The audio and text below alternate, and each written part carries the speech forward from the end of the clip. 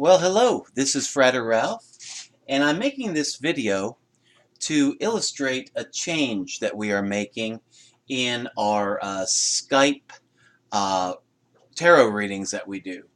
In the past, when you had a Skype tarot reading from me, you would see this. Pretty much my face and the rest of the house, and that's about it. You really wouldn't get a picture of the tarot reading table. You would hear me describe the cards that I was dealing, but you couldn't actually see the cards that were being dealt. So in our new system, I've placed the camera above my shoulder, so you won't be seeing my face much anymore. I know, it's terrible, but we got to make some sacrifices. But what you will see is this: a tarot reading table, tarot cards, and you'll be able to watch me as I deal the cards, place the cards within a spread, and then describe what I see within the tarot spread. And to illustrate this, I am just going to do a short energy reading, asking the world of spirit, what is the energy for this day? So we got the tarot cards here. Going to get the tarot cards in motion.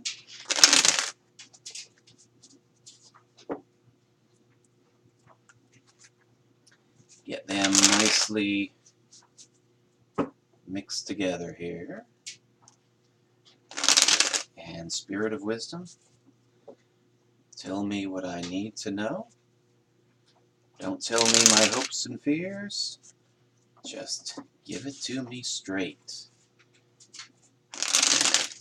And we'll take it from there. So the cards have been shuffled. We now split the deck. And what I'm going to do here is a 10-card Celtic Cross spread. So the first card, okay, energy of seeking.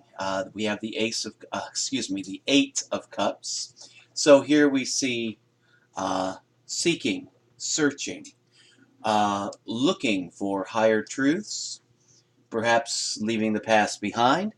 But let's see how that relates to the other cards. The opposing card, or can also be seen as a complementary card, is Temperance. So Temperance, working things through, seeking higher goods, a higher way of doing things, and the energy of taking the bad that the world gives you, turning it into good, taking good energy, striving to make it better. So we have those two cards going for us. So far, pretty good energy. Now the past. The past is the 7 of Cups, and that signifies having so many things that you really can't choose what's best for you at that point in time. Just having too much on your plate and not really knowing which way to turn. It can be seen as perhaps illusion, decadence, having too much, and just bewilderment is here as well. Bewilderment, not exactly knowing which way to go. Now, the recent past, okay, is the 3 of Pentacles. And that is the energy of figuring things out. Having taken stock of your talents and your abilities and the things that you have. And then after you take that inventory, being able to put those things to use to serve yourself and to serve other people. So here we see a craftsman that's working to build a nice arch, and that's a nice progression. So yeah, we see the energy of wanting to find a better way, a distant past energy of just being confused, bewildered, not knowing which way to turn, and then finally the recent past energy of narrowing things down and putting things to proper use. And then we have the future energy. And now that looks a little rough. That is the 9 of Wands, which indicates You're fighting the good fight. You're on the right path. You're progressing well. But it's been a long road, and you just have to hold to it a little bit longer in order to see it successfully through. So stand your ground, hold on, summon what energy you need to see this project through, whatever the project may be, and then go for it. Keep right on going for it. And then the final, not the final card, but the future energy card, actually possible future outcome card, is the Two of Pentacles, which is, again, a pretty nice progression because the Two of Pentacles is keeping busy, working, finding the job, finding the craft that you do well, and then running with it, going with it, keeping busy, doing your job, and just progressing. This can be seen as financial advancement, and it can also be seen as just planting the seeds for future growth. After all, it is only a two, and hopefully two will lead to three, and three will lead to greater things. So yeah, planting financial seeds that will later bear fruit, and just keeping busy. Keeping busy in your chosen profession, keeping busy in your craft, whatever that may be. So yeah, so far the energy has gone from not knowing where the heck you're going to narrowing it down, focusing, and working your craft. Now, here we have the pillar. This is the Celtic cross here, and this is a pillar. And at the base of the pillar, this represents the question, and this is the fool. This is not necessarily a foolish person, but it can represent a person who is starting a new venture, a new project, a new adventure, if you will.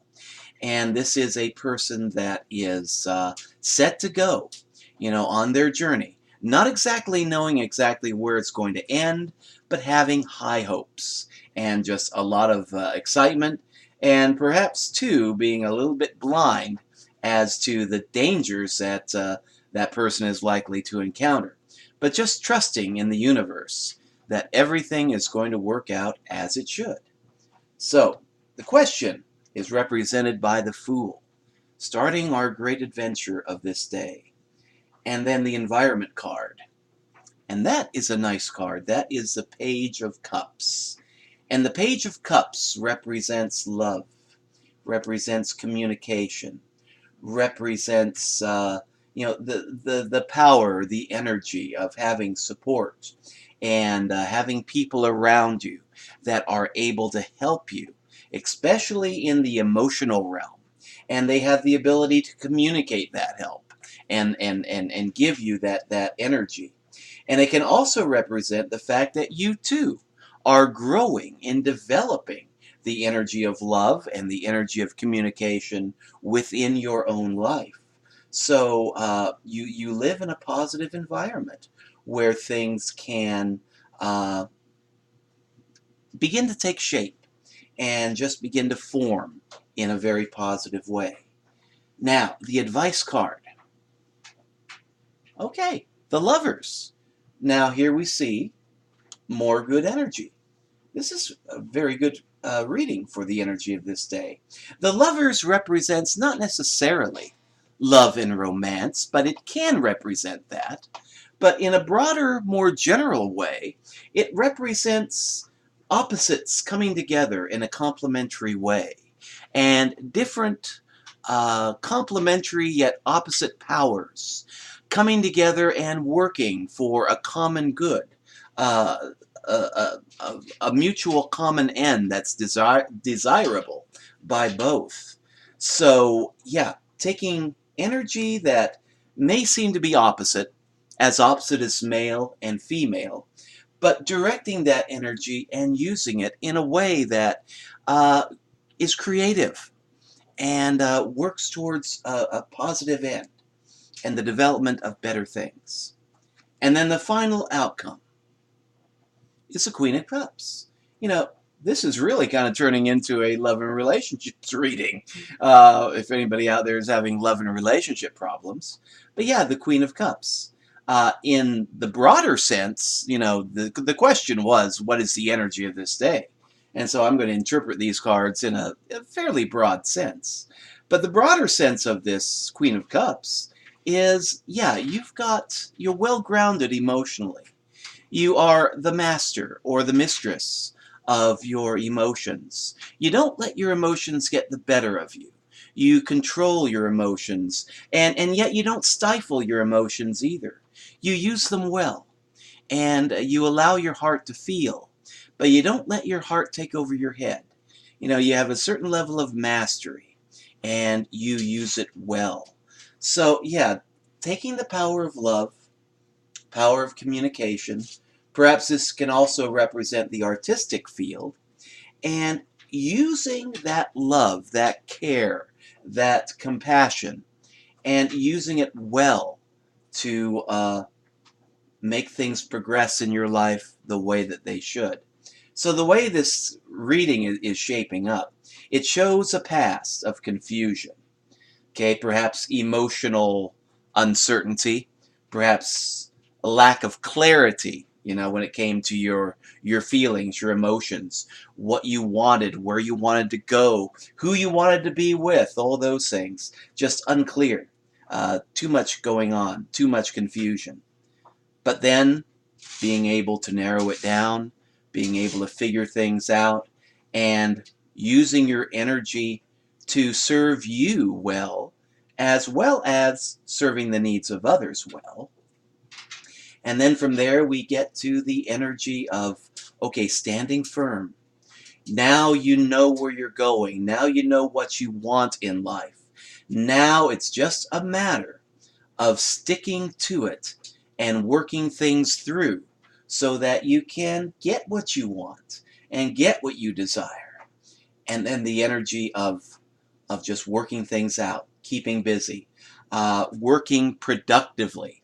Not just keeping busy in the sense of just doing something for the sake of doing it, but keeping busy doing things well, and managing things well, and juggling things well, and just keeping things in balance. And then these cards here just speak to harmony and balance, starting off your road on life, figuring things out, keeping things under positive control, keeping harmony, keeping a positive balance, and finally being the master of your emotions and using your power of emotion, your power of care, your power of nurturing, using it all in a very positive sense, being the true master of love and care and compassion, knowing how to balance all of this,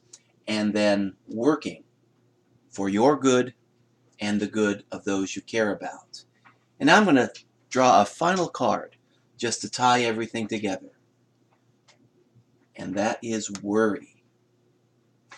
But I'm not going to interpret this as being present worry. I'm going to interpret that by turning it upside down and saying, this is you mastering your fear, mastering your worries. In the past, okay, we had confusion. Confusion can breed uncertainty and worry and anger and all that negative stuff. But through the course of your life, you have begun to take control. You have begun to figure things out. You have begun to move in the direction that is beneficial to you. And in that journey, you have conquered your fear, conquered your worry. See, worry can be a very crippling thing. We see 9 swords and just a person that can't sleep. Can't do anything, just sitting there up in bed, terribly worried. But when you're able to put your worries aside, beside you, and work through them, then you can get things done. And then you can move forward and progress and accomplish the ends that you are here to accomplish. So I know I said that would be a 10 card reading, but I always like to throw up an extra 11th card just to kind of clarify things and see how things are going, see how my interpretation has been. And, you know, an 11th clarifying card, I always like to throw that in, usually like to throw that in. And so there you go. 10 card reading that is becoming an 11 card reading, and you can see it all right here. Now, this is the difference, one of the changes that I've made with my tarot reading. And another change is going to be on the pricing. A lot of people now, I have worked on some of the psychic reading networks. I'm not going to name names right now, but you know, psychic reading networks where a person can be spending like $2, $3, $4, $5 per minute. And the prices are really getting so high that I think they're really pricing a lot of people out of the market. It's really getting to the point where a person that is just working, you know, an average job as a day laborer can't really afford to get a tarot reading done.